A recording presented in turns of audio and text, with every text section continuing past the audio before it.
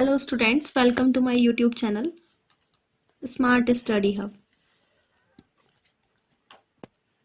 आज हम डिस्कस करेंगे बायोट-सावर्ट लॉ। ये मोस्ट इम्पॉर्टेंट है क्लास 12th के बोर्ड्स एग्जाम के लिए।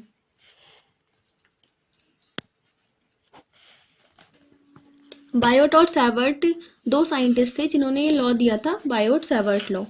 मैग्नेटिक फील्ड कैलकुलेट करने के लिए हम इस लॉ का यूज़ करते हैं। ये जो है हमारा एक वायर है और इस वायर में यहाँ से करंट फ्लो होगा और ये हमारा कोई थीटा एंगल है। Now, let us suppose a finite conductor XY carrying current I. Consider a small element. हम एक small element को consider करेंगे यहाँ से। ये क्या है हमारा DL of conductor magnetic field DB due to this element is to be determined at point P. इस point P पर हम कोई determine करेंगे और जो हमारा ये P point होगा ये किन्हीं चार factors पर depend करेगा। Now, point P is at R distance और जो हमने ये distance ली है ये क्या है हमारी R. From DL, theta is an angle between DL and displacement vector R vector. जो हमारा थीटा है वो हमारा DL और R के बीच का एंगल है। इट मीन्स कि ये हमारा वायर था, यहाँ से कोई P पॉइंट है और ये R वेक्टर हमारी कोई डिस्टेंस है, इसमें I करंट फ्लो हो रहा है, यहाँ पर जो एंगल है ये हमारा थीटा एंगल है। अब अकॉर्डिंग टू बायोट-सावर्ट लॉ, ये दोनों अलग अलग साइंटिस्ट थे, इन दोनों ने मिलकर एक लॉ दिया था मैग्नेटिक फील्ड की, जो उनको कैलकुलेट करने के लिए, मैग्नेटिक फील्ड को कैलकुलेट करने के लिए। The magnitude of the magnetic field dB is proportional to the current I, the element length dl and inversely proportional to the square of the distance r। मैंने आपको बताया था कि जो ये P पॉइंट है ये हमारे किन्हीं चार फैक्टर्स पर डिपेंड करेगा। वो चार फैक्टर्स क्या होंगे हमारे? पहला है dB किसके प्रोपोर्शनल होगा? I के। ये जो है हमारा प्रोपोर्शनल का साइन होता है और अगर हम प्रोपोर्शनल को जब भी रिमूव करते हैं तो कोई ना कोई कांस्टेंट लेते हैं। So dB proportional to I, dB proportional DL, dB proportional 1/r², dB proportional sine theta. और थीटा हमारा क्या है? DL और R के बीच का एंगल, मैंने साइड में मेंशन भी कर दिया है।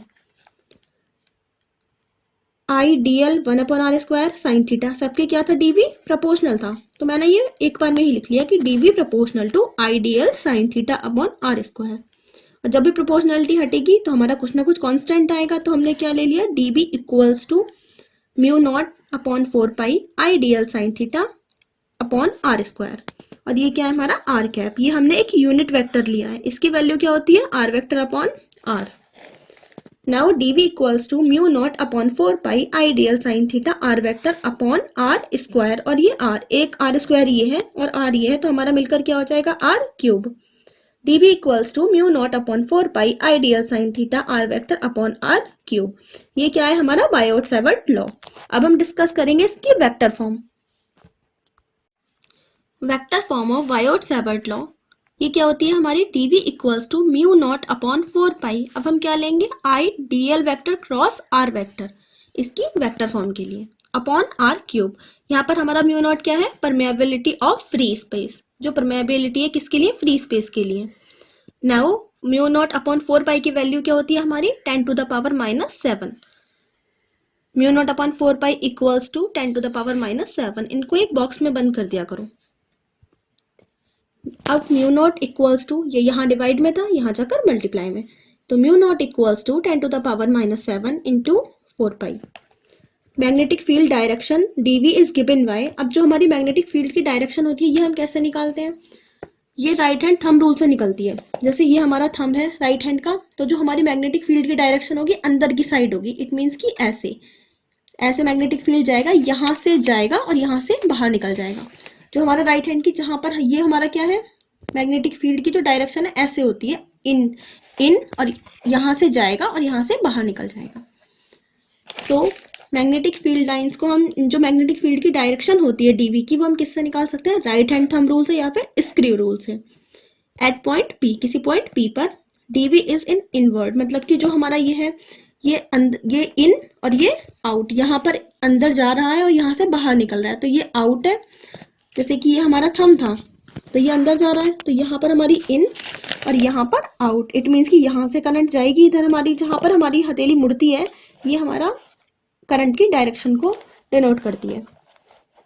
अब इसके स्पेशल 3 केसेस होते हैं।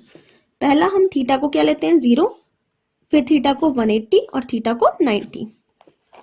तो if angle theta equal to 0 degree, जब हम थीटा को 0 डिग्री लेंगे तो यहाँ वायर में करंट फ्लो हो रहा है, तो थीटा हमारा क्या है 0, डीएल वेक्टर और आर वेक्टर।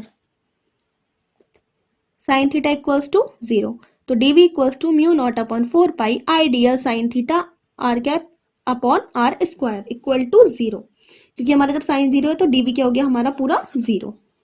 अब क्या ले रहे हैं हम, थीटा को 180, तो साइन 180 इक्वल्स टू 0, ये भी 0 होता है, तो यहाँ भी हमारा डीवी क्या है 0, 0 पे भी 0 और 180 पे भी 0। अब केस थर्ड में अब साइन 90 लेंगे हम, तो DV equals to mu naught upon 4 pi I DL sine 90 upon r square r cap, तो mu naught upon 4 pi I dl r cap upon r square. तो यहाँ पर हमारा क्या होगा, डीवी मैक्सिमम होगा कहाँ पर, केस थर्ड में, जहां पर हमारा थीटा 90 डिग्री है वहां पर हमारा डीवी क्या है मैक्सिमम है। थीटा 90 पर हमारा डीवी क्या है मैक्सिमम है। तो हमारा बायोट-सावर्त लॉ की वेक्टर फॉर्म और तीनों केसेस और इसका लॉ, मैंने आपको तीनों चीजें इसी वीडियो में बताई हैं। अगर आपको कोई भी इसमें डाउट हो तो आप मुझे कमेंट करें, मेरी वीडियो को लाइक शेयर एंड सब्सक्राइब करें। Thank you for watching my video.